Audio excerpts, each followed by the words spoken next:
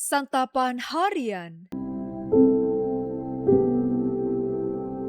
Hari ini kita akan membaca Yohanes pasalnya yang ke-15, ayat pertama hingga ayatnya yang ke-8. Namun sebelumnya, mari kita berdoa. Sinarilah kami ya Tuhan dengan wajah-Mu yang penuh cinta dan damai. Kami mohon, ajarkanlah kami akan kebenaran firman-Mu. Di dalam terang-Mu yang abadi, Kristus Yesus, kami memohon. Amin. Yohanes 15 ayat 1-8. Akulah pokok anggur yang benar dan Bapakulah tukang kebunnya.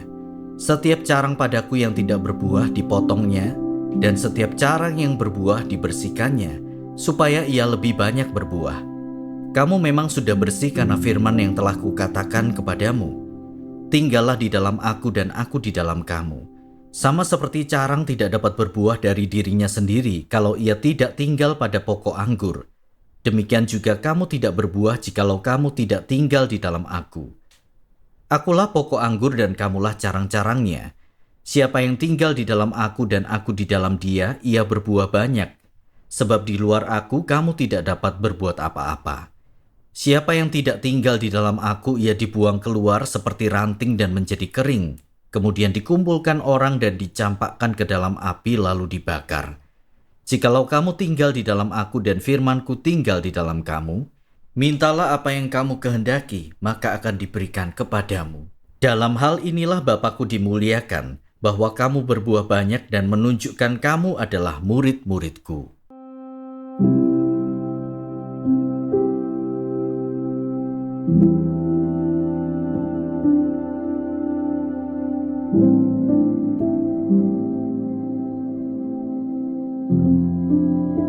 Sahabat Scripture Union Indonesia, apa artinya dikasihi Yesus?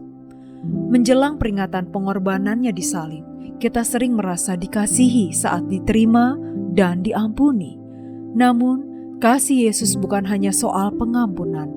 Kasih itu juga menuntut perubahan hidup sebagai orang percaya. Yesus menggambarkan dirinya sebagai pokok anggur sejati, sedangkan kita adalah ranting-rantingnya. Ia mengajarkan bahwa hanya dengan tetap tinggal di dalam Dia, kita dapat menghasilkan buah yang berkenan bagi Allah. Dalam perikop ini, Yesus menegaskan bahwa ranting yang tidak berbuah akan dipotong, sedangkan yang berbuah akan dibersihkan supaya lebih banyak berbuah. Artinya, pembaharuan rohani seringkali melibatkan proses pemurnian yang mungkin terasa menyakitkan. Selain itu, Yesus menegaskan bahwa tanpa Dia, kita tidak dapat berbuat apa-apa. Oleh karena itu, tinggal di dalam Yesus bukan sekedar menjadi pengikutnya secara pasif, melainkan membangun hubungan yang erat dengannya melalui doa, perenungan firman, dan ketaatan. Kita diajar bahwa kasih Yesus ada dalam sebuah relasi yang dinamis, atau relasi yang hidup terus-menerus antara murid-murid dengan Dia yang digambarkan seperti pokok anggur dan ranting. Kasih Yesus bukan hanya memberi kehidupan, tetapi juga memperbarui dan membentuk kita agar hidup semakin berbuah. Setiap proses pemurnian yang kita alami merupakan bukti kasih Allah yang ingin menjadikan kita pribadi yang lebih baik. Hidup yang berbuah mencerminkan karakter Kristus dalam kehidupan sehari-hari. Sebagai murid Kristus, kita harus terus melekat padanya, dibentuk dan berproses.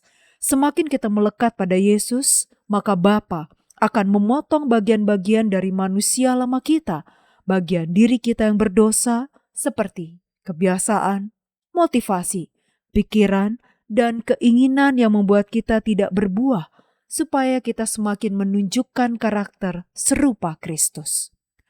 Yesus mengasihi kita sampai kesudahannya, dan olehnya kita akan mengalami transformasi sejati di dalam Dia sebagai tanda kasih-Nya. Mari kita berdoa. Di dalam Engkau Kristus, kami diubahkan mengalami transformasi sejati. Biarlah hidup kami menjadi tanda kasih-Mu yang bekerja nyata, memperbaharui hati, pikiran, dan langkah kami, agar kami semakin serupa dengan-Mu. Di dalam Kristus, Sang Sumber Kasih, kami berdoa. Amin. Kiranya firman Tuhan yang Anda dengarkan menjadi berkat, hingga Anda memiliki kehidupan rohani yang segar, kuat, dan sigap. Jika Anda menginginkan buku santapan harian, silakan kirimkan nama, alamat lengkap, dan kode pos beserta nama radio yang Anda dengarkan ke nomor 0811 9910 377. Tuhan Yesus memberkati.